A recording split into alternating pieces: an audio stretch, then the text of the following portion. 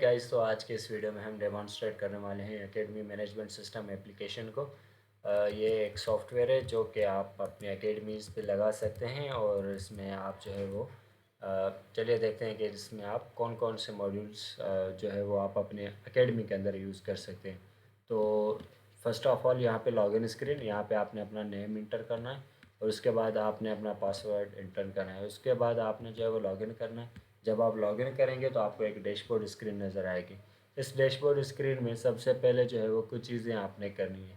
सबसे पहले तो आपने यहाँ पे कुछ बैचेस को ऐड करना है, ठीक है। जब आप कोई भी बैच ऐड करेंगे, जिस तरह से ये एक बैच मैंने जो है वो ऐड की हुई है, आप चाहें तो इस बैच पे जो है वो कोई भी नाम लिख सकते हैं। फॉर एग्ज़ाम्पल अगर मैं इसे लिखूँ बेसिक नाइन्थ, अगर ये एक बैच का नाम होगा, ठीक है। और बैच की टाइमिंग कब शुरू होगी कब ख़त्म होगी, बैच और उस बैच की जो है वो लेवल क्या है, बेसिक है, मीडियम है, एडवांस है, वो आपने यहाँ पे सिलेक्ट करेंगे, यहाँ पे सेव करनी है। आप चाहें तो न्यू भी ऐड कर सकते हैं, मेरे पास ये पहले से पड़ी हुई थी तो मैंने इसे एडिट कर दिया। उसके बाद जब आप बैचेस ऐड कर देंगे तो आपने कुछ कोर्सेज़ भी ऐड करने।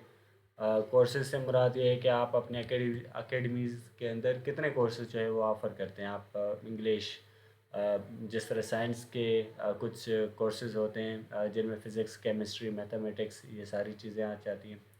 तो कुछ स्टूडेंट्स जो होते हैं वो सिर्फ़ एक कोर्स, कुछ इंग्लिश सिर्फ़ पढ़ने आते हैं, कुछ जो है वो सिर्फ़ साइंस के सब्जेक्ट्स पढ़ने आते हैं, कुछ सिर्फ़ मैथमेटिक्स पढ़ने आते हैं। तो इस वजह से आपने यहाँ पे अगर आप चाहें तो अलग-अलग कोर्सेज़ जो है वो यहाँ पे आप ऐड कर सकते हैं। जब आपने बैचेज़ ऐड कर ली, जब आपने कोर्सेज़ ऐड कर लिया, उसके बाद यहाँ पे आप जो है वो यूज़र्स को भी आप मैनेज कर सकते हैं। यूज़र्स से मुराद के वो लोग जिनको आप जो है वो इस सिस्टम की, इस सॉफ्टवेयर की एक्सेस देना चाहते हैं, तो वो आप यहाँ पे ऐड कर सकते हैं। उसके बाद आपने सबसे पहले स्टूडेंट्स के अंदर आना है। स्टूडेंट्स के अंदर जब आप आएंगे तो यहाँ पे साइड में आपको एक फॉर्म नज़र आएगा, आपने ये फिल करना है। इसमें स्टूडेंट का full name, father name, caste, contact number, यहाँ पे आपने बैच को सिलेक्ट करना है कि ये जो स्टूडेंट है वो किस बैच का है। उसके बाद आपने यहाँ पे जो है वो कोर्स जो है वो सिलेक्ट करना है कि ये स्टूडेंट जो है वो किस कोर्स में इनरोल होगा। उसके बाद उस कोर्स की जो भी मंथली फ़ी होगी वो यहाँ पे खुद ही आ जाएगी, ठीक है। उसके बाद बाज़ औक़ात ये भी होता है कि स्टूडेंट्स जो हैं वो कुछ एट अ टाइम फ़ीस पे करते हैं, कुछ इंस्टॉलमेंट्स में करते हैं। जब आप एट अ टाइम इसे पे करेंगे तो मंथली फ़ी यही होगी। उसके बाद अगर आप इसे 2 इंस्टॉलमेंट में पे करना चाहते हैं तो 100 जो है वो आपकी मंथली फ़ी बनेगी। यानी कि एक मंथ के आप 100 पे करेंगे, दूसरे मंथ के आप 100 पे करेंगे, तो वो एक कंप्लीट जो है वो कोर्स की फ़ी हो जाएगी। लेकिन अगर आप 3 इंस्टॉलमेंट करना चाहते हैं तो मंथली फ़ी ये बनेगी, ठीक है। उसके बाद जो है वो आपने यहाँ पे स्टेटस सेलेक्ट करना है, एक्टिव और इनएक्टिव का। इसका ये मतलब है कि ये स्टूडेंट जो है वो इस वक्त एक्टिव है कि नहीं है। और अगर आप किसी स्टूडेंट्स को इंडिविजुअल जो है वो डिस्काउंट देना चाह रहे हो, ठीक है। बाज़ औक़ात ये भी होता है कि कोई रिलेटिव या कोई फैमिली मेम्बर या कोई जानने वाला जो है वो हमारे पास आता है, सॉरी एकेडमीज़ के पास आते हैं और जो है वो एडमिशन लेते हैं, तो उन्हें कुछ डिस्काउंट देना पड़ता है। लेकिन ज़रूरी नहीं है कि वो डिस्काउंट किसी दूसरे स्टूडेंट को भी मिले। तो आप हर एक स्टूडेंट का इंडिविजुअल डिस्काउंट आप जो है वो यहाँ पे सेट कर सकते हैं। उसके बाद आप चाहें तो यहाँ पे नेम्स सेलेक्ट करके उसके बाद जो है वो आप किसी भी स्टूडेंट का नेम जो है वो यहाँ पे लिखकर उसे सर्च कर सकते हैं। अदरवाइज़ आप जो है वो बैच सेलेक्ट करके यहाँ पे किसी भी बैच का जो है वो नेम आप जब आप लिखेंगे तो वो स्टूडेंट्स आपको यहाँ पे शो हो जाएंगे। उसके बाद अगर आप ये देखना चाहते हैं कि आपके पास एक्टिव स्टूडेंट्स कितने और आपके पास इनएक्टिव स्टूडेंट्स कितने, तो वो भी आप यहाँ पे जो है वो फ़िल्टर आउट कर सकते हैं। तो जब आपने स्टूडेंट्स को ऐड कर दिया उसके बाद जो है वो आपने क्रिएट न्यू वाउचर पे आके आपने अपना एक वाउचर बनाना है। यहाँ पे आपने एक मंथ को सिलेक्ट करना है, यहाँ पे आपने जो है वो बैच को सिलेक्ट करना है। उसके बाद जब आप यहाँ पे लोड स्टूडेंट के ऊपर क्लिक करेंगे तो सारे उस बैच के स्टूडेंट्स जो है वो यहाँ पे लोड होके आ जाएंगे। आपने उनमें से एक एक इंडिविजुअल सेलेक्ट करें, सेलेक्ट करके यहाँ से सर्च करके यहाँ आप जो है वो सेलेक्ट ऑल पे क्लिक करके उन सारों को कर दें। उसके बाद आप सेव वाउचर्स के ऊपर क्लिक करें। जब आप सेव वाउचर्स के ऊपर क्लिक करेंगे तो वो वाउचर्स जो है वो आपके बन जाएंगे। उसके बाद अगर आप देखना चाहते हैं वो वाउचर्स, तो आप यहाँ पे मंथ सेलेक्ट करें और बैच यहाँ पे सेलेक्ट करें। उसके बाद आप लोड वाउचर के ऊपर क्लिक करें। तो जब आप लोड वाउचर के ऊपर क्लिक करेंगे तो उन वाउचर्स की तमाम तरह डिटेल्स यहाँ पे जो है वो आ जाएगी। जैसे कि एडमिशन मंथली, कोई एरियर था, टोटल कितनी फ़ीस जो है वो बनी, उसके बाद स्टेटस जो है वो पेड है कि नॉट पेड है, किस डेट पे पे किया है अगर स्टेटस पेड है तो, और इशू किस डेट पे हुआ है। उसके साथ अगर आप चाहें तो यहाँ से प्रिंट हिस्ट्री करके आप जो है वो ये कंप्लीट हिस्ट्री जो है वो आप अपनी प्रिंट भी कर सकते हैं एक पेपर के फॉर्म के ऊपर। और अगर आपके पास जो है वो कोई वाउचर्स गलती से ऐड हो गया है, या स्टूडेंट ने जो है वो एक बैच में इनरोल होके आपसे वाउचर निकलवा लिया, लेकिन अब वो कह रहा है कि नहीं मुझे इस बैच में नहीं किसी दूसरी बैच में इनरोल होना है, तो आप चाहें तो यहाँ पे आके वो वाउचर डिलीट भी कर सकते हैं। ठीक है।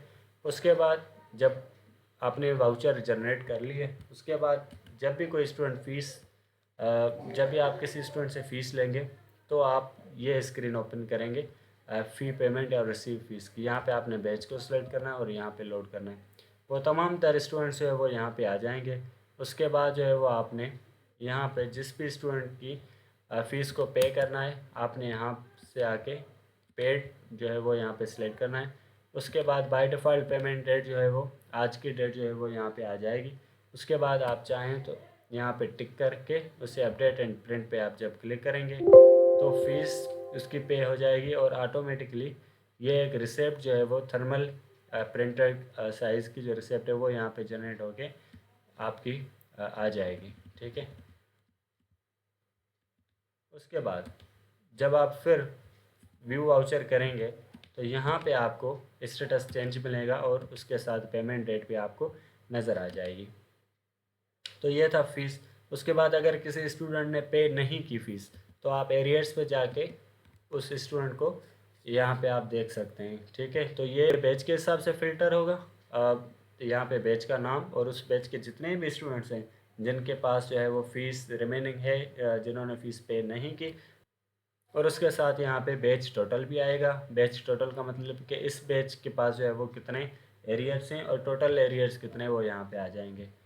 तो उसके बाद आप जो है वो जब आपने फ़ीस भी हैंडल कर ली, उसके बाद आप स्टूडेंट्स की रिज़ल्ट्स के ऊपर आएंगे। स्टूडेंट के रिज़ल्ट्स के ऊपर जब आप यहाँ पे आएंगे तो आपने यहाँ पे पेज सेलेक्ट करनी है और टेस्ट टाइप बताना है। ठीक है, कि बेसिक के कोर्स कंप्लीशन टेस्ट है या कोई और टेस्ट है। यहाँ पे जब आप लोड करेंगे तो वो तमाम तरह स्टूडेंट्स यहाँ पे आ जाएंगे, और उसके साथ आपने यहाँ पे ऑप्टेंड मार्क्स लिखनी है। जैसे मैंने लिखा 80, 65। ठीक है। तो ये साथ ही जो है वो उनके परसेंटेज और ग्रेड बन गए। आपने यहाँ पे सेव करनी है। उसके बाद जब आपने ये प्रिंट करना हो तो आप व्यू रिज़ल्ट के ऊपर आएंगे और जितनी भी टेस्ट आपने ऐड की हुई हैं वो तमाम तरह यहाँ पे आ जाएगी। आप बैच का नाम देकर, टेस्ट टाइप देकर और डेट देकर आप यहाँ पे प्रिंट कर सकते हैं। जब आप प्रिंट करेंगे तो वो स्टूडेंट यहाँ पे आ जाएंगे उनके ग्रेड्स के साथ, और ये एक रिपोर्ट बन के आ जाएगी। आप चाहें तो इसे पीडीएफ में कन्वर्ट कर सकते हैं और डायरेक्ट प्रिंट भी कर सकते हैं। उसके बाद आपने यहाँ पे जो है वो अगर स्टूडेंट्स को एक बैच से दूसरी बैच में कन्वर्ट करना हो, अगर कोई एक स्टूडेंट है तो वो तो आप यहाँ पे आके स्टूडेंट में से कर लेंगे, लेकिन अगर पूरी की पूरी बैच को शिफ्ट करना हो तो ये एक एक स्टूडेंट के लिए ये चीज़ मुश्किल हो जाती है। तो आपने यहाँ पे बैच को सिलेक्ट करना है, यहाँ पे सिलेक्ट ऑल करके यहाँ पे दूसरी कोई भी बैच जो है वो यहाँ पे सिलेक्ट करके प्रमोट स्टूडेंट कर देना है, तो वो तमाम तरह स्टूडेंट जो है वो चेंज हो जाएंगे। उसके बाद अगर आप अटेंडेंस प्रिंट करवाना चाहते हैं तो एक मैनुअल शीट जो है वो आपकी प्रिंट हो जाएगी अटेंडेंस की, जो कि आप प्रिंट कर सकते हैं और ये किसी भी इंस्ट्रक्टर या टीचर को दे सकते हैं। वो जो है वो यहाँ इस पे अटेंडेंस मार्क करके आपको जमा करवा देगा। उसके बाद आप चाहें तो यहाँ पे बैकअप भी ले सकते हैं। आपने कोई भी एक लोकेशन सेलेक्ट करनी है, उस लोकेशन पे जो है वो बैकअप बन जाएगा। उसके बाद आप बारी आती है स्टाफ को मैनेज करने की। जब आप स्टाफ के ऊपर आएंगे तो इसकी साइड में आपको यहाँ पे एक फॉर्म नज़र आएगा। यहाँ पे आपने इस कंप्लीट फॉर्म को फिल करना है। यहाँ पे स्टाफ को ऐड करने वक्त आपने स्टाफ या एम्प्लॉई जो भी होगा उसका आपने यहाँ पे रोल ज़रूर डिफ़ाइन करना है कि वो जो आपके पास एम्प्लॉई है, उसकी जॉब रोल जो है वो क्या है। अगर वो कोई एडमिनिस्ट्रेटर है या रिसेप्शनिस्ट है तो सेलेक्ट बैच वाला जो ऑप्शन होगा वो यहाँ पे काम नहीं करेगा, क्योंकि किसी भी एडमिनिस्ट्रेटर या रिसेप्शनिस्ट या पियान का तो काम ही नहीं है बैच लेना। लेकिन अगर आपने यहाँ पे टीचर को सिलेक्ट किया तभी ये जो सेलेक्ट बैच वाला ऑप्शन आपका यहाँ पे काम करेगा। तो आप यहाँ पे टीचर को सिलेक्ट करके उसे कोई भी बैच जो है वो असाइन कर सकते हैं। और बेसिक सैलरी से मुराद ये है कि आप पर लेक्चर एक टीचर को कितना पे करना चाहते हैं। ठीक है, तो यहाँ पे मैंने एक ऐड किया हुआ है, इससे आप आइडिया ले सकते हैं। ठीक है, उसके बाद जब आपने टीचर्स और स्टाफ को ऐड कर दिया, आप आ जाएंगे लेक्चर्स के ऊपर। अब लेक्चर्स आपने जो है वो डेली बेसिस पर टीचर्स के अपडेट करने के, किस टीचर ने किस डेट पे कितने लेक्चर्स लिए।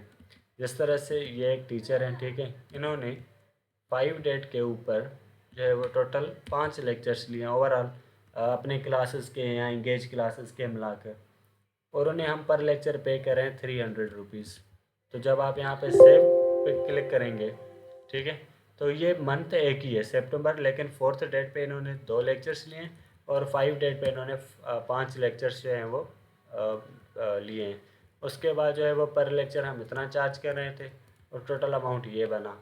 लेकिन अगर आपसे कोई भी टीचर आके ये कहे कि मुझे बताओ काउंट करके कि मेरे लेक्चर्स कितने बने अभी तक, तो आप यहाँ पे काउंट लेक्चर पे आकर उस टीचर को यहाँ पे सिलेक्ट करेंगे।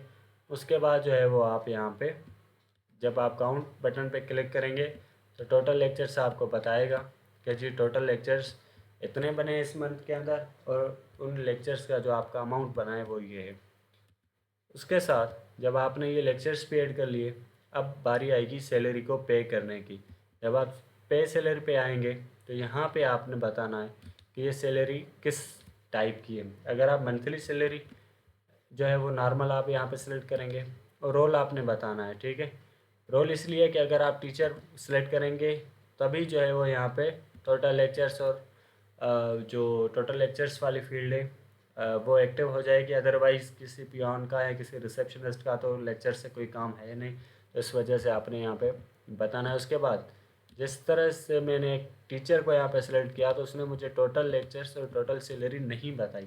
उसका रीज़न ये है कि यहाँ पे अभी तक मंथ कंप्लीट नहीं हुआ। लेकिन अगर कोई टीचर आपको आके ये कहे कि मुझे अर्जेंट सैलरी चाहिए, तो आप यहाँ पे अर्जेंट को सिलेक्ट करके उस टीचर को यहाँ रोल को जो है वो आपने टीचर करना है, और उसके बाद टीचर आपने सेलेक्ट करना है, तो वो टोटल लेक्चर्स और उसकी सैलरी यहाँ पे आ जाएगी।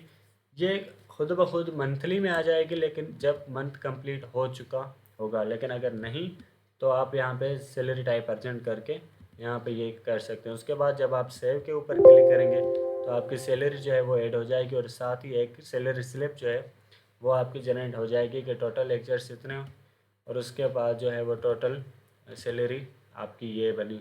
अगर यहाँ पे कोई और प्रोफेशन का कोई रिसेप्शनिस्ट या कोई पियान वगैरह होगा तो यहाँ पे टोटल लेक्चर्स जो है वो ब्लैंक आएंगे, डायरेक्ट उनके जो है वो मंथली सैलरी यहाँ पे आ जाएगी। उसके बाद आप यहाँ पे रिफ़्रेश करके ये काउंटर्स भी अपडेट कर सकते हैं कि फ़ीस रिसीव इतनी हुई, सैलरी पे इतनी की, प्रॉफिट में है कि लॉस में है, टोटल कितने स्टूडेंट्स हैं, टोटल कितने एम्प्लॉइज़ हैं, वो भी आप सब जो है वो यहाँ पे मैनेज कर सकते हैं।